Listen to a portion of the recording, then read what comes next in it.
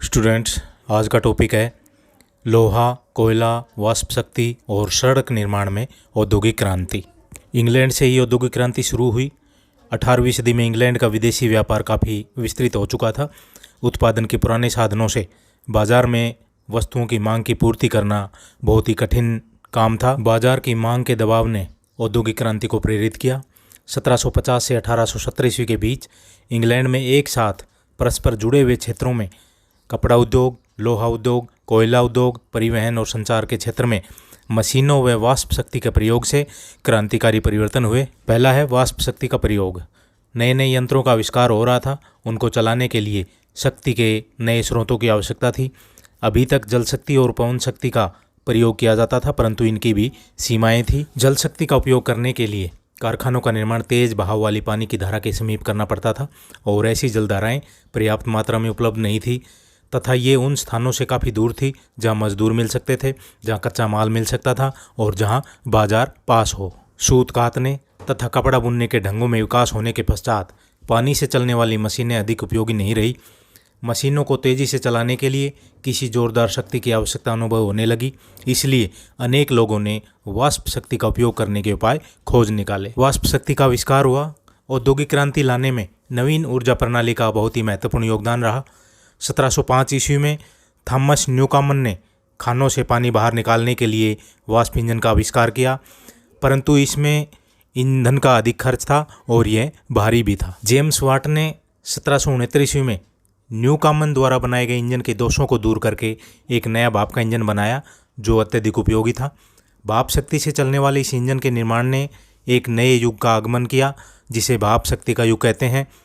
इसका प्रयोग लौह उद्योग, कागज उद्योग, छापाखाना, जहाजरानी, बंदरगाहों और रेलवे में किया गया। जेम्स वाट के इसी इंजन के सहारे 1814 ईस्वी में स्टीफेंसन ने पहला लोकोमोटिव इंजन बनाया जिसका प्रयोग रेलवे में किया गया। 1783 ईस्वी में जेम्स वाट ने एक ऐसा हथौड़ा बनाया जो 1 मिनट में 300 बार चोट मार सकता था।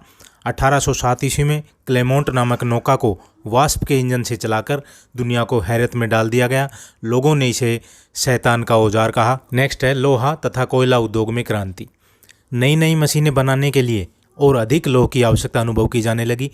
कच्चे लोहे को पिघलाकर उसके मैल को साफ करने का पुराना तरीका श्रमसाध्य और महंगा था। लोहे को पिघलाने के लिए इंग्लैंड में लकड़ी का कोयला काम में लिया जाता था, किंतु कुछ समय बाद लकड़ी के कोयले में तेजी से कमी आने लगी, जिस कारण ईंधन के अन्य साधनों की खोज की जाने लगी। 1709 ईस्वी में इब्राहिम डर्बी ने जले हुए कोयले से लोहा पिघलाने का सफल प्रयोग किया। इसके बाद कोक की तेज उष्मा से लोह ऐश के पिघलाने तथा साफ करने का काम आसान हो गया। 1760 ईस्वी में जॉन स्टीमन ने डर्बी द्वारा आविष्कृत विधि में सुधार किया।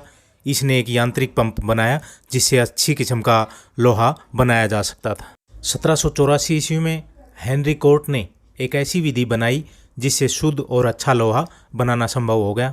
उत्तम किस्म के लोहे से कई प्रकार की मशीनें बनाना आसान हुआ। धीरे धीरे लोहे का स्थान इस्पात ने ले लिया जो हल्का, मजबूत, जंगरोधी और लचकदार होता है। लोहे को शुद्ध करके उसमें कुछ मात्रा में कार्बन, मैग्नीज, अन्य पदार्थों को मिलाकर इस्पात तैयार किया जाता है। 1854 ईस्वी में बेसेमर ने लोहे को शुद्ध करके सस्ता इस्पात बनाने की विधि खोज की जो बेसेमर प्रक्रिया के नाम से प्रसिद्ध हुई। इस प्रक्रिया में ढलवा लोहे से सीधा इस्पात तैयार किया जाता था। बड़े पैमाने पर इस्पात का उत्पादन इससे शुरू हुआ। 1815 ईस्वी में हेम्फ्री डेवी ने सेफ्टी लैंप का आविष्कार किया जिससे कोयले की खानों में काम करने वाले मजदूरों का जीवन सुरक्षित हो गया। अब मजदूरों के लिए खानों के अंधेरे में काम करना आसान हो गया। कोयले काटने की मशीन, बिजली, लिफ्ट आदि के प्रयोग ने भी कोयला उत्पादन में वृद्धि कर दी। इन सभी परिवर्तनों तथा आविष्कारों ने आर्थिक प्रगति का मार्ग साफ किया। नेक्स्ट है सड़क निर्माण। बढ़ते हुए व्यापार एवं उद्योग के कारण परिवहन के साधनों में भी आवश्यक सुधार किए गए। यूरोपीय महाद्वीप में बढ़िया सड़कों का निर्माण सबसे पहले फ्रांस में कोलबर्ट के संरक्षण में हुआ जो लुई 14वें का वित्त मंत्री था। स्कॉटलैंड निवासी मैकडम ने सड़क निर्माण का नया तरीका खोज निकाला। उसने सड़क के निचले भाग में भारी पत्थरों की परत, उसके बाद छोटे पत्थरों की परत, फिर मिट्टी की परत जमाई। मैकडम की ये सड़क अधिक टिकाऊ और उपयोगी सिद्ध हुई। बड़ी बड़ी मशीनों तथा कच्चे माल को कारखानों तक तथा तैयार माल को मंडियों तक पहुंचाने के लिए उत्तम और मजबूत सड़कों की आवश्यकता थी। अनेक अंग्रेजों ने निजी प्रयासों से सड़कों का निर्माण किया। वे ट्रस्ट बनाकर सड़क का निर्माण करते थे, उस पर टोल टैक्स लगाते थे। इस प्रकार की सड़कों को टर्नपाइक सड़कें कहा जाता था। 1750 से 1800 ईस्वी के बीच टर्नपाइक सड़कों का निर्माण हुआ। आधुनिक ढंग की सड़कों की स्थापना का श्रेय इंग्लैंड के इंजीनियरों को दिया जाता है। जॉन मेटकाफ इंग्लैंड का पहला व्यक्ति था जिसने तारकोल और छोटे पत्थरों की सहायता से उत्तम सड़क का निर्माण किया। वह बचपन से अंधा था। ब्रिटिश सरकार ने मैकडम तथा थॉमस टेलफोर्ड को 1815 ईस्वी में सार्वजनिक सड़कें बनाने के लिए नियुक्त किया। थॉमस टेलफोर्ड के सड़कों के निर्माण संबंधी योग्यता से प्रभावित होकर स्वीडन तथा पोलैंड की सरकारों ने भी उसकी सेवाएं प्राप्त की। सड़कों के निर्माण ने उत्पादन खर्च को कम किया, मूल्य में कटौती की। पक्की सड़कें बनने से आवाजाही तेज हो गई, सस्ती और आसान भी। डाकतार सेवाओं में भी क्रांतिकारी परिवर्तन आया। तो स्टूडेंट्स, ये थे वास्प, लोहा, कोयला और सड़क निर्माण में औद्योगिक क्रांति, जो BA 6 के लिए उपयोगी हैं।